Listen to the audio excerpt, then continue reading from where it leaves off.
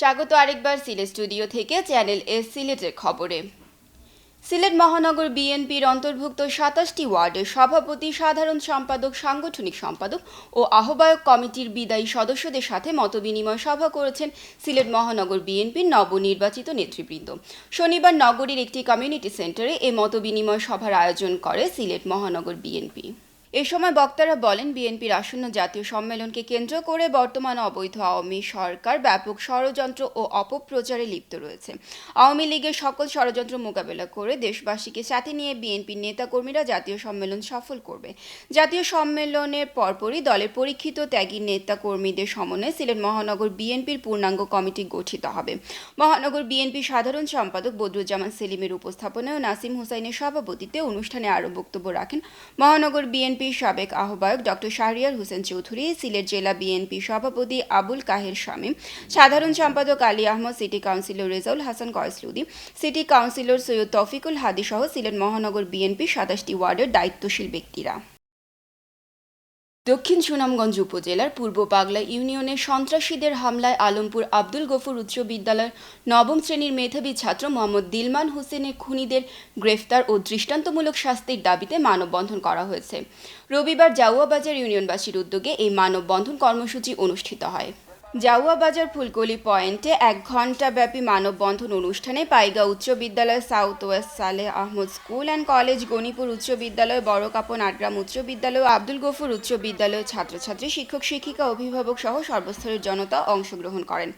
বিশিষ্ট শিক্ষানুরাগী মোহাম্মদ আফরোজ আলীর সভাপতিত্বে মানববন্ধন কর্মসূচিতে বক্তব্য রাখেন ছাতক উপজেলা মাধ্যমিক শিক্ষক সমিতির সভাপতি, পাইগাঁও উচ্চ বিদ্যালয়ের প্রধান শিক্ষক দিগেন্দ্র কুমার তালুকদার, উপজেলা প্রাথমিক শিক্ষক সমিতির সাধারণ সম্পাদক এএসএম মিসবাহুজ্জামান শিলু, অধ্যক্ষ মোহাম্মদ মাহমুদ আলী, প্রধান শিক্ষক মোহাম্মদ ইউসুফ আলী, প্রধান শিক্ষক মোহাম্মদ আনসব আলী, বড়কাপন আটগ্রাম উচ্চ বিদ্যালয় পরিচালনা কমিটির সভাপতি আল মামুন শাহিন ও নিহত মোহাম্মদ দিলমান হোসেনের পিতা আব্দুল কাদির।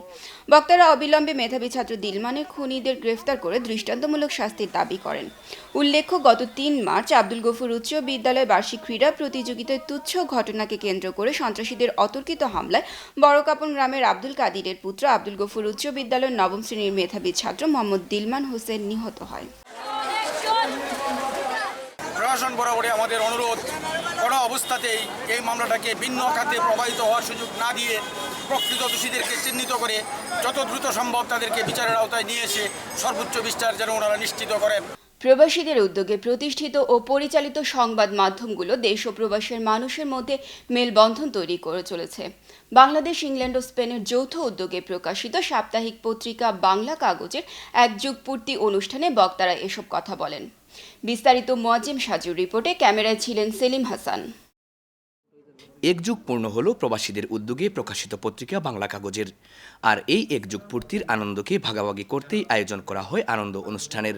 সিলেটের একটি অভিজাত হোটেলের হলরুমে আয়োজিত অনুষ্ঠানটি পরিণত হয় পত্রিকা সংশ্লিষ্ট ব্যক্তিবর্গ, প্রবাসী কমিউনিটি নেতৃবৃন্দ এবং সাংবাদিকদের মিলন মেলায়।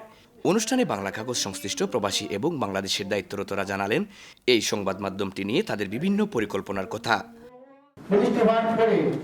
বাচ্চাকে মা বাবা লালন পালন করে এইভাবে বাংলা কাগজের সাথে আমার সম্পর্ক বিগত 12 বছর ধরে নিয়মিতভাবে ১ যুগে ইংল্যান্ডের বার্মিংহাম থেকে এবং স্পেনের বার্সেলোনা থেকে এবং এর সাথে সাথে বাংলাদেশ থেকেও প্রকাশিত হয়ে আসছে। অনুষ্ঠানে উপস্থিত প্রবাসী কমিউনিটি নেতৃবৃন্দরা বললেন, বাঙালিরা নতুন নতুন কর্ম ও সৃষ্টির সাথেই এগিয়ে যাচ্ছে। বাংলা কাগজের এই দীর্ঘ পথ চলা তার একটি প্রমাণ। যারা এই পত্রিকাটি 12 বছর থেকে পরিচালনা করছেন তাদেরকে আমি আন্তরিক ধন্যবাদ জানাই। প্রবাসীদের উদ্যোগে প্রতিষ্ঠিত ও পরিচালিত সংবাদ মাধ্যমগুলো দেশ ও প্রবাসের মানুষের মধ্যে মেলবন্ধন তৈরি করে চলছে। দেশের ইতিবাচক খবরগুলো আরও বেশি করে তুলে ধরার আহ্বান জানালেন অনুষ্ঠানের প্রধান অতিথি সিলেট মহানগর পুলিশের কমিশনার সহ সাংবাদিক নেতৃবৃন্দ এবং জনপ্রতিনিধিরা। বাংলাদেশের শুধুমাত্র নেগেটিভ সংবাদ না দিয়ে পজিটিভ সংবাদগুলো যদি তুলে ধরেন এবং উন্নয়নের সংবাদ যদি তুলে ধরেন, আমাদের যে নতুন প্রজন্ম বাংলাদেশে আসার প্রতি তাদের একটি ঝোঁক সৃষ্টি হবে। আমাদের ভাইয়েরা বোনেরা রয়েছে প্রবাসী, তাদের সাথে বাংলাদেশের আমাদের যে একটি মেলবন্ধন সেটিও কিন্তু পত্রিকার মাধ্যমেই ঘটছে। বাংলা কাগজের উপদেষ্টা মণ্ডলীর সভাপতি হাফিজ খানের সভাপতিত্বে অনুষ্ঠানে বিশেষ অতিথি হিসেবে উপস্থিত ছিলেন সাবেক সংসদ সদস্য হুসনেরা ওয়াহিদ, সিলেট প্রেস ক্লাবের সভাপতি ইকরামুল কবির ইকু সহ বিশিষ্ট গণ্যমান্য ব্যক্তিবর্গ। অনুষ্ঠানের পর এক যুগ পূর্তির কেক কাটায় অংশ নেন অনুষ্ঠানের অতিথি ও উপস্থিত সুধীবৃন্দ। Muazzam Saju, channel S news, Sylhet. গোলাপগঞ্জের বাদেপাশা ইউনিয়নে ডেপুটি বাজার সরকারি প্রাইমারি বিদ্যালয় মাঠে কুশিয়ারা কল্যাণ ট্রাস্টের উদ্যোগে শুক্রবার সেলাই মেশিন ও হুইল চেয়ার বিতরণ করা হয়েছে। অনুষ্ঠানে প্রধান অতিথি হিসেবে ছিলেন যুক্তরাজ্য কুশিয়ারা কল্যাণ ট্রাস্টের সভাপতি এম মুকিত আহমেদ। ট্রাস্টের বাংলাদেশ শাখা সভাপতি এনামুল হক তুলার সভাপতিত্বে ও রশিদ আহমদ মুন্নার পরিচালনায় অনুষ্ঠানে স্বাগত বক্তব্য রাখেন সংগঠনের বাংলাদেশ শাখা সাধারণ সম্পাদক সাইদুজ্জামান শোয়েব। এ সময় বিশেষ অতিথি ছিলেন ফখরুল আলম, রফিকুল হক, বাদেপাশা ইউনিয়ন সাবেক chairman Saleh Ahmad, red crescent সোসাইটির সাবেক সাধারণ সম্পাদক আহাদুস সামাদ সাবু, আব্দুল কাইয়ুম হাসনু, আব্দুল কাইয়ুম বিলু, ট্রাস্টের যুক্তরাজ্য শাখা সিনিয়র সভাপতি লোকমান উদ্দিন, অবসরপ্রাপ্ত ইঞ্জিনিয়ার নুরুল হক চৌধুরী, ট্রাস্টের মিডিয়া ও কমিউনিকেশন ডিরেক্টর ওয়াহিদুস সামাদ পাপ্পু, জুয়েলা আক্তার, জেসমিন আক্তার, ব্লুবার স্কুল অ্যান্ড কলেজের শিক্ষিকা ইয়াসমিন আক্তার সহ বিশিষ্ট গণ্যমান্য ব্যক্তিবর্গ। অনুষ্ঠানে সার্বিক সহযোগিতা করেন বাবুল আহমদ, শামী মাহমুদ, বদরুল ইসলাম ও হাবিবুল ইসলাম। এ সময় বক্তারা বলেন, প্রত্যেক প্রবাসীর উচিত নিজ নিজ এলাকায় সাহায্যের হাত বাড়িয়ে দেয়া। এভাবে প্রবাসীরা সাহায্যের হাত বাড়িয়ে দিলে দেশে সবাই স্বাবলম্বী হতে সময় লাগবে না। ছাতকের চর মহল্লা ইউনিয়নের আগামী নির্বাচনে আওয়ামী লীগ থেকে মনোনীত চেয়ারম্যান প্রার্থী বীর মুক্তিযোদ্ধা কদর মিয়ার সমর্থনে এক মতবিনিময় সভা অনুষ্ঠিত হয়। শনিবার রাতে শাখাইতি গ্রামে চরমহল্লা ইউনিয়নবাসীর উদ্যোগে এই মতবিনিময় সভার আয়োজন করা হয়।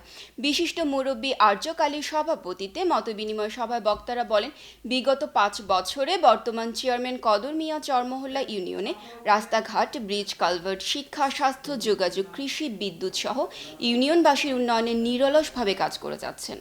তাই আগামী নির্বাচনে বীর মুক্তিযোদ্ধা কদর মিয়াকে নৌকা প্রতীকে ভোট দিয়ে পুনরায় নির্বাচিত করলে চরমহল্লা ইউনিয়নকে আধুনিক তথ্য প্রযুক্তি নির্ভর একটি মডেল ইউনিয়ন হিসেবে রূপান্তরিত করতে পারবেন।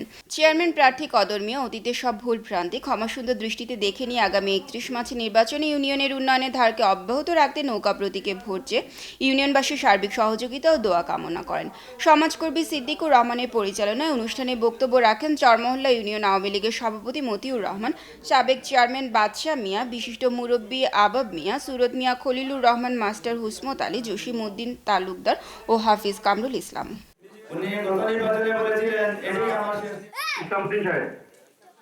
জগন্নাথপুরের কেশবপুর নতুন বাজার জামে মসজিদ প্রাঙ্গণে নতুন বাজার তদারক কমিটি ও এলাকার বিশিষ্ট সমাজসেবক আওয়ামী লীগ নেতা যুক্তরাজ্য প্রবাসী আফতর আলীর ব্যক্তিগত উদ্যোগে ইসলামী সুন্নি মহাসম্মেলন অনুষ্ঠিত হয়। বৃহস্পতিবার বিকেল থেকে পরদিন ফজর পর্যন্ত দেশের বিশিষ্ট ওলামায়ে কেরামগণ বয়ান পেশ করেন। যুক্তরাজ্য প্রবাসী হাজী মনোহর আলী সভাপতিত্বে ও কেশবপুর বাজার জামে মসজিদের ইমাম মাওলানা শামীম আহমদের পরিচালনায় প্রধান অতিথির ওয়াজ ফরমান আওলাদে অলি ফুলতলি আল্লামা নজমুদ্দিন চৌধুরী, বিশেষ অতিথির ওয়াজ ফরমান হজরত মাওলানা মুফতি নেসার আহমদ চট্টগ্রামী, হজরত মাওলানা মুহিবুর রহমান কুতুব। অন্যান্যের মধ্যে বয়ান পেশ করেন রসুলগঞ্জে বাজার জামে মসজিদের ইমাম মাওলানা সদরুল আমিন, কেশবপুর বায়তুল জান্নাত জামে মসজিদের ইমাম মাওলানা সাইদুর রহমান, উত্তরপাড়া জামে মসজিদের ইমাম মাওলানা শফিকুর রহমান, পশ্চিমপাড়া জামে মসজিদের ইমাম মাওলানা ইমাদ উদ্দিন ও মাওলানা জামিল আহমদ। এ সময় অনুষ্ঠানে সার্বিক সহযোগিতা করেন কেশবপুর বাজার ব্যবসায়ী সমিতির সেক্রেটারি আজাদ খাঁ, সাবেক সেক্রেটারি চান মিয়া, এলাকার বিশিষ্ট মুরব্বী লন্ডন প্রবাসী হাজী সোবন মিয়া, হাজী আলতাফ হোসেন, হাজী লতিফ মিয়া, আহাদুল্লাহ আলিফ উদ্দিন, কেশবপুর বাজার জামে মসজিদের মুতল্লি সানাই মিয়া, মোহাম্মদ সাজর মিয়া। অনুষ্ঠান শেষে এলাকার সকলের মাগফিরাত কামনা করে বিশেষ মোনাজাত করা হয়। হবিগঞ্জের নবীগঞ্জ উঠে এসেছে কবিতার লাইনে। কবিতার নবান্নে নবীগঞ্জ নামের একটি কাব্যগ্রন্থ সম্প্রতি প্রকাশিত হয়েছে ঢাকার বাংলা একাডেমির নজরুল মঞ্চে। নন্দিতা প্রকাশনার এ কাব্যগ্রন্থের মোড়ক উন্মোচন করেন স্বাধীন বাংলা বেতারের কণ্ঠসৈনিক মনোরঞ্জন ভূষাল। কবিতার নবান্নে নবীগঞ্জ কবিতার বইটির মোড়ক উন্মোচনের সময় বক্তব্য রাখেন যুক্তরাজ্য প্রবাসী কবি কুতুব আফতাব, যুক্তরাজ্য প্রবাসী বিশিষ্ট সমাজসেবক শাহ হাবিবুর রহমান বেলায়েত, কবি আফতাব আল মাহমুদ ও কাজী হাসান আলী। কবিতার নবান্নে নবীগঞ্জ কবিতার বইটিতে নবীগঞ্জ ও তার পার্শ্ববর্তী অঞ্চলের ৩৭ জন কবির কবিতা স্থান পেয়েছে। মোড়ক উন্মোচন অনুষ্ঠানে বক্তারা বলেন, শিল্প ও সাহিত্য চর্চায় হবিগঞ্জের নবীগঞ্জ অনেক দূরে এগিয়ে গেছে। নবীগঞ্জের লেখকরা মানুষের জীবন ও প্রকৃতিকে শৈল্পিকভাবে তাদের কবিতা ও সাহিত্যে তুলে ধরে আসছেন। ভবিষ্যতে সাহিত্য সংস্কৃতির ভাণ্ডারকে আরও সমৃদ্ধ করতে নবীগঞ্জের লেখকরা আরও অবদান রাখবেন বলে তারা আশাবাদ ব্যক্ত করেন। সিলেটের খবর আজ এ পর্যন্তই। সিলেট বিভাগের প্রত্যন্ত অঞ্চলের খবর জানতে চোখ রাখুন চ্যানেল এস এর পর্দায়। এতক্ষণ আমাদের সাথে থাকার জন্য ধন্যবাদ। আল্লাহ হাফেজ।